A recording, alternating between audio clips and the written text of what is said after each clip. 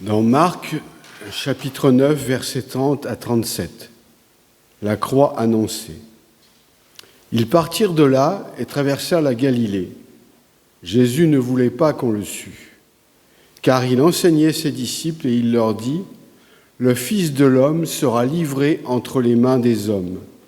Ils le feront mourir, et 3 jours après qu'il aura été mis à mort, il ressuscitera. » Mais les disciples ne comprenaient pas cette parole, et ils craignaient de l'interroger. Ils arrivèrent à Capernaum. Lorsqu'il fut dans la maison, Jésus leur demanda : « De quoi discutiez-vous en chemin ?» Mais ils gardèrent le silence, car en chemin, ils avaient discuté entre eux pour savoir qui était le plus grand. Alors il s'assit, appela les 12 et leur dit : « Si quelqu'un veut être le premier, il sera le dernier de tous et le serviteur de tous. » Et il prit un petit enfant, le plaça au milieu d'eux, et l'ayant pris dans ses bras, il leur dit : « Quiconque reçoit en mon nom un de ces petits-enfants me reçoit moi-même. Et quiconque me reçoit, reçoit non pas moi, mais celui qui m'a envoyé. » Amen. Eh bien, le texte que vient de lire Joël est la lecture de ce jour. J'ai beaucoup hésité parce que j'ai trouvé que ce texte n'était pas facile pour écrire un message, enfin pour moi. Mais fort heureusement, lorsque nous faisons des études bibliques, je prends des notes et cela m'a un peu servi. Voilà, alors j'espère que je ne vais pas être trop longue et trop compliquée. Voilà, alors j'ai été étonnée de la réaction des disciples. Ils se taisent quand ils devraient parler et ils parlent quand ils devraient se taire. On a l'impression d'être face à un dialogue impossible. Quand Jésus leur parle d'un avenir qui semble passer par un échec, les disciples ne comprennent pas. Et Marc précise même qu'ils n'osent pas poser de questions. Quand arrivés à l'étape, Jésus leur demande « De quoi parlez-vous en chemin ?» Cette fois, les disciples n'osent pas répondre. Alors Marc précise qu'ils gardent le silence parce qu'ils discutaient entre eux pour savoir lequel était le plus important. Nous sommes donc devant des disciples qui, à un moment, n'osent pas interroger Jésus et qui ensuite n'osent pas lui répondre. Et je me suis dit que pourtant les disciples sont des proches de Jésus. Alors pourquoi sont-ils incapables de comprendre, de l'interroger et de lui répondre ? Alors j'ai pensé que peut-être sommes-nous dans l'illusion quand nous croyons que la proximité rend la parole facile. La proximité avec notre conjoint, avec nos enfants, devrait être facile, et souvent ce n'est pas le cas. Et ça devrait être le cas, mais vraiment le plus souvent, ça ne l'est pas. Et Jésus reste déroutant pour les disciples. Ces hommes viennent de vivre l'expérience mystérieuse de la transfiguration, et maintenant ils entendent ces mots de trahison, de mort, de résurrection. Comment voulez-vous qu'ils comprennent ? Ils sont soumis à un grand écart mental entre la révélation de la transfiguration et celle de la croix.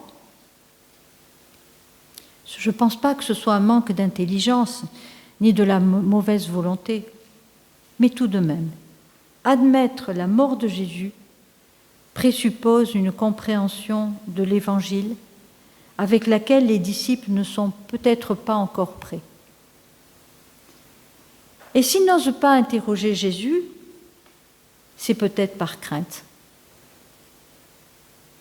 Mais ce n'est peut-être pas Jésus qu'ils craignent, c'est en réalité une réalité nouvelle pour eux que Jésus évoque lorsqu'il parle de sa mort. Je crois qu'en effet, ils craignent la réponse. Chacun de nous connaît ces questions que nous n'osons pas poser parce que nous pressentons que la réponse bouleverserait des idées bien établies. Et dans ce silence des disciples, Jésus pose une parole qui me semble provocante. Celui qui veut être le premier doit être le dernier. Il ne faut pas voir cette phrase comme un reproche, mais peut-être l'amorce d'un autre regard. Ce n'est pas un lent processus de conversion que les disciples naîtront à l'idée que le royaume de Dieu n'est pas du tout à l'image des royaumes terrestres, que ce n'est pas un lieu où il y a de bonnes places à prendre pour ceux qui font le bon choix et au bon moment. Cette conversion va demander un peu de temps et beaucoup d'esprit.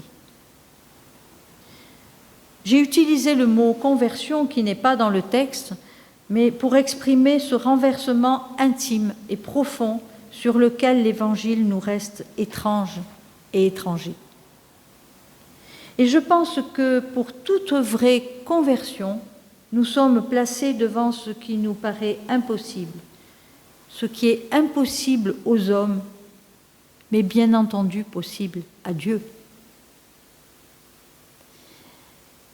Quel est celui ou celle d'entre vous qui s'engagerait aujourd'hui dans une voie de frustration et d'inaccomplissement de soi? Eh bien, si j'ai trouvé cette parole de Jésus choquante, il est impératif qu'elle le reste. Quand elle commence à plaire, prenons garde. Il y a du malentendu dans l'air. Elle doit demeurer, comme vous savez, comme une épine, rendant inconfortable notre penchant pour le pouvoir. Et je pense que cette parole soit un commandement. C'est plutôt une interrogation à entendre en permanence. Une de ces paroles de la Bible qui nous éclaire. Se considérer comme serviteur ne signifie pas être soumis aux autres, ni se plier à leur volonté. Il faut, je pense, comprendre cette attitude à partir de celle de Jésus, car lui se fait serviteur et demeure l'homme libre. Jésus n'est ni une marionnette, ni une girouette. Il est le serviteur libre. Mais se considérer comme un serviteur libre, n'est-ce pas toujours un peu au-delà de ce qui nous est accessible? Qui est capable d'une telle attitude? Et dans ces paroles de Jésus, il faut d'abord entendre un appel à reconnaître nos limites, nos peurs. Pourquoi les disciples veulent-ils savoir qui sera le plus grand? De quoi ont-ils peur?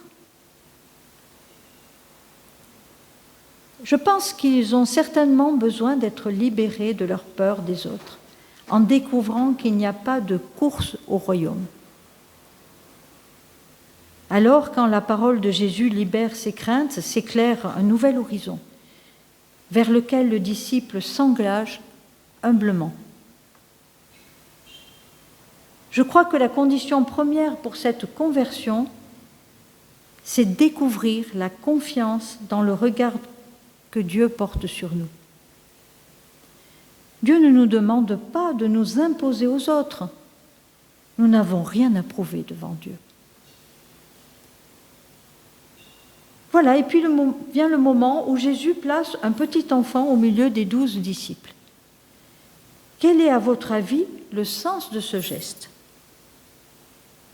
Dans les évangiles, le petit enfant représente soit celui qui n'est pas encore complètement blindé par des certitudes, celui qui est capable d'apprendre des choses nouvelles, celui dont la pensée n'est pas encore polluée.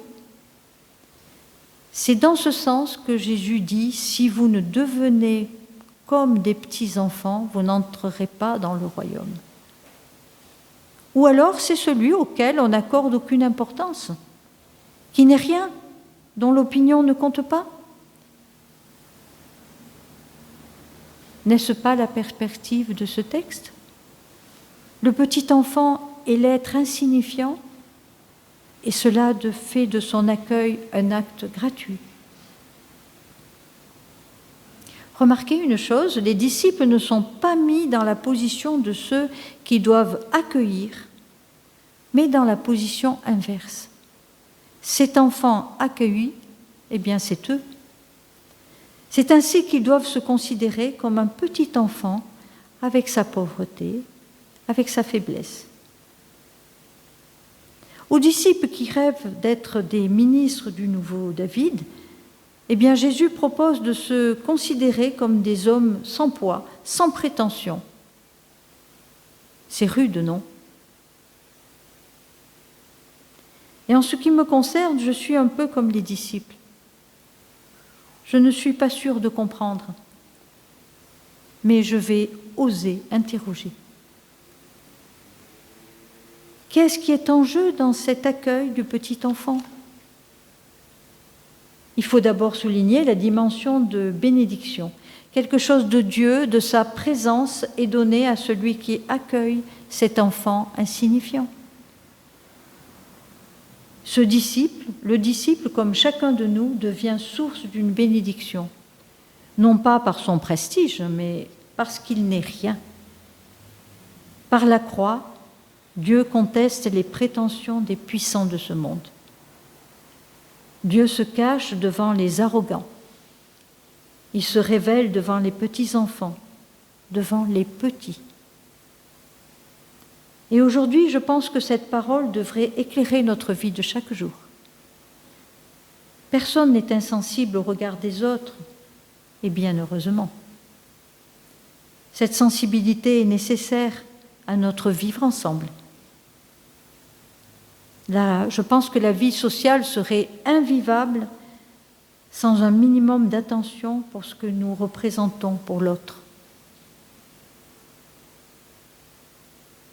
Quand Jésus envoie les disciples et leur dit « Ne prenez rien pour la route, ni bâton, ni pain, ni sac, ni argent, ni tunique », c'est-à-dire accepter d'avoir besoin de l'autre, accepter de ne pas être en position de puissance devant l'autre, prenez le risque de n'avoir pas d'autres assurances que seulement la confiance dans le regard de l'autre, dans le regard de Dieu.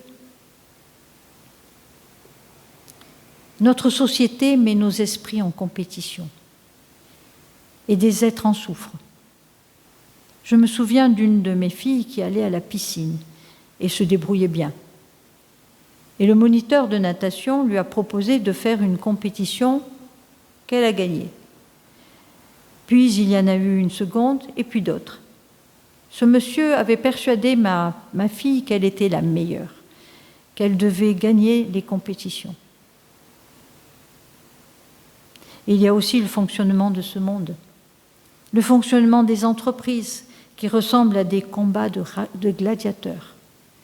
Il ne s'agit pas de donner le meilleur de soi, mais d'être le meilleur, d'être meilleur que les autres, de toujours les dominer.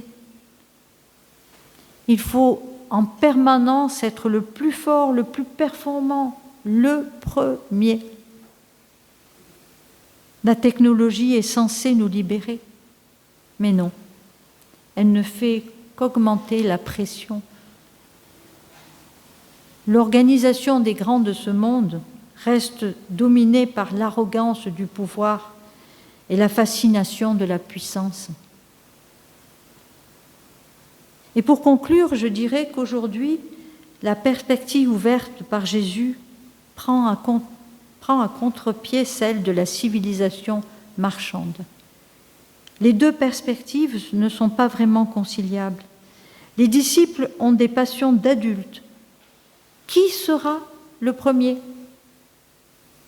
Or, c'est un petit enfant que Jésus place au milieu d'eux. Ce petit enfant, son domaine, c'est le jeu.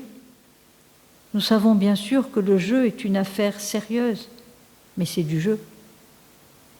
Sommes-nous prêts à laisser l'Esprit du Christ faire de nos vies des lieux hors compétition ? des lieux de grâce, des lieux de repos. Et je crois que c'est là le service unique qui peut être le nôtre, auprès de ceux qui nous entourent. Mais ne serions-nous pas encore en train de marcher avec les disciples, avançant sans avoir compris Jésus et hélas, plus assez enfants pour oser l'interroger ? Alors c'est vraiment par grâce que lui, le Seigneur, persévère à nous demander « De quoi parliez-vous en chemin ?» Amen.